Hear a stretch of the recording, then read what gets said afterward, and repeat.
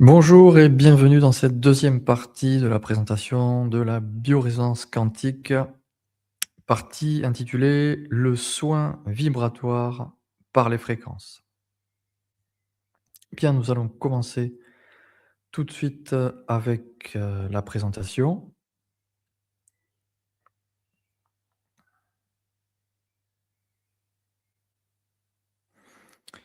qui sera, divisée en 3 parties. Donc tout d'abord, le son comme onde de guérison, l'eau comme cristal liquide programmable et l'électricité. Donc la bioélectricité, l'électricité dans le corps humain, comme force d'impulsion du système nerveux.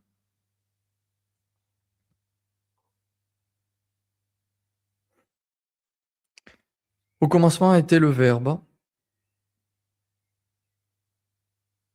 et le Verbe était à Dieu, et le Verbe était Dieu.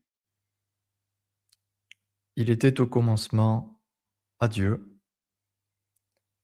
Par lui, tout a été fait, et rien de ce qui a été fait ne l'a été sans lui. En lui était la vie, et la vie était la lumière des hommes. Et la lumière, lui dans les ténèbres, et les ténèbres ne l'ont point compris.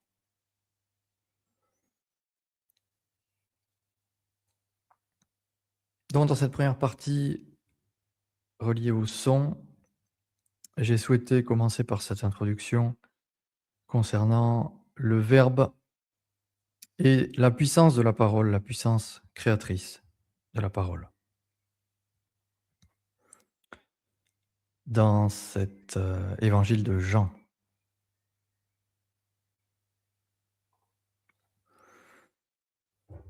Effectivement, c'est le verbe qui crée. Et comme il crée, il est en capacité de soigner. La source du processus de guérison n'est pas essentiellement physique. Elle se trouve dans une vibration d'amour qui va entrer en résonance avec toutes nos molécules d'ADN et rétablir un équilibre naturel propre à chaque individu, appelé l'homéostasie. Donc nous sommes en biorésonance à la recherche de cette homéostasie, donc qui est un état d'équilibre constamment perturbé par des facteurs de stress, mais que nous cherchons à préserver le plus possible et le plus longtemps possible.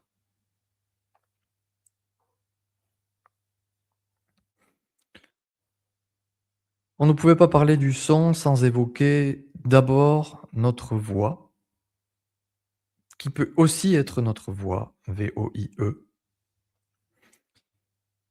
qui est le premier instrument, notre propre instrument qui fait partie de nous, à l'intérieur de nous-mêmes, celui qui vibre à notre fréquence de résonance, entraînant avec lui tous nos organes dans une vibration naturelle, un chant qui peut également être un chant, C-H-A-M-P, de réalité. Par la parole, par le langage, en particulier avec les langues racines, comme l'araméen, le sanskrit et d'autres encore, nous lançons dans le monde une fréquence créatrice.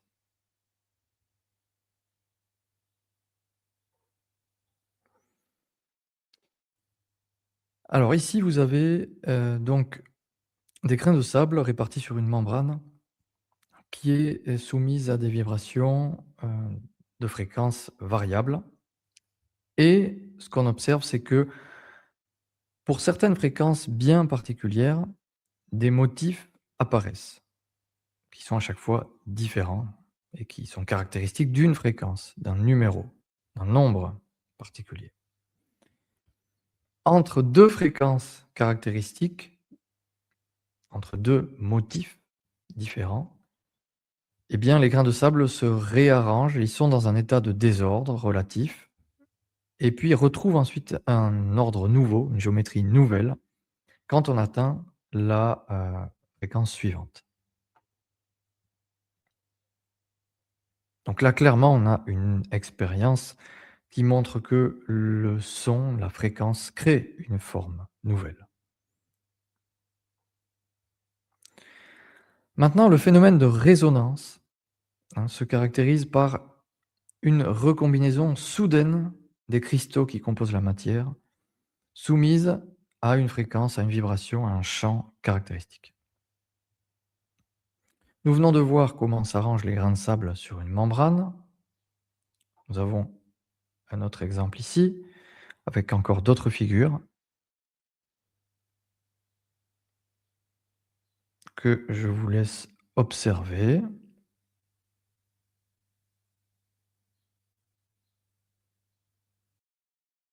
Bien, maintenant nous continuons avec la deuxième partie, qui traite de l'eau. Donc toujours dans le cadre du soin vibratoire par les fréquences. L'eau est un cristal liquide polymorphe qui peut prendre plusieurs formes à géométrie variable et qui peut être programmé. Sa structure et sa géométrie varient en fonction de l'environnement dans lequel elle se trouve. Si nous écoutons une musique particulière, comme celle que nous allons écouter maintenant, cette musique provoque un changement dans la géométrie de l'ensemble des molécules d'eau qui composent notre organisme, qui est d'ailleurs fait à 70% d'eau. Et en un instant, toute l'eau de notre corps se recalibre à une fréquence harmonique de guérison.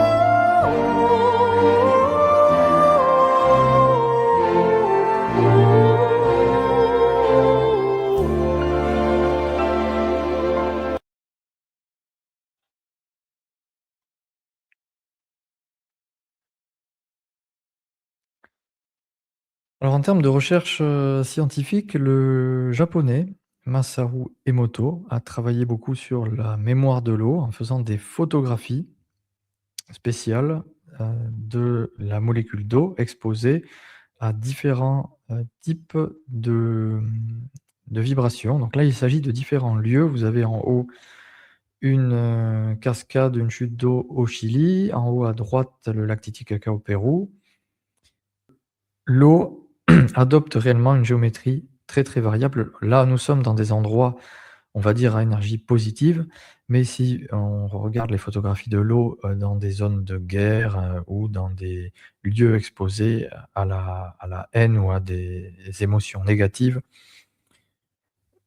ou de très basses vibrations, vous verrez que la molécule d'eau a des formes, beaucoup moins harmonieuses. Donc le Masaru Emoto a introduit le concept de Hado, c'est-à-dire de profil vibratoire intrinsèque de la matière au niveau atomique. Et la molécule d'eau nous donne vraiment la chance de pouvoir observer une diversité incroyable de géométrie.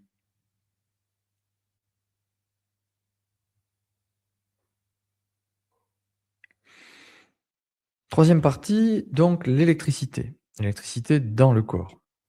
Ça fait partie de la science qui est appelée électrophysiologie. Le corps électrique. Alors en effet, notre corps est intrinsèquement électromagnétique, que ça soit notre système nerveux, notre cerveau. Ils utilisent des impulsions électriques pour transmettre des messages et provoquer des actions. Cet électromagnétisme naturel dans le corps génère la, capacité d'autorégulation suivante. Il attire naturellement vers nous, vers le corps, ce dont il a besoin et il rejette ce qui n'est pas ou ce qui n'est plus nécessaire, à travers des processus vitaux que sont la respiration, la digestion et les actions, qui peuvent être des actions, heu, d'aller vers quelqu'un ou des actions de de fuite ou des actions de combat et cetera.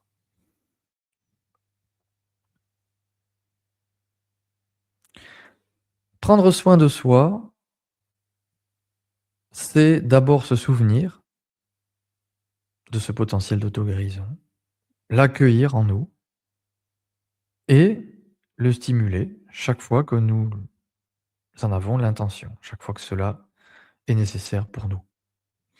C'est ce que nous faisons dans les séances, de biorésonance avec nos appareils et c'est pour cela que l'on parle d'entraînement fréquentiel.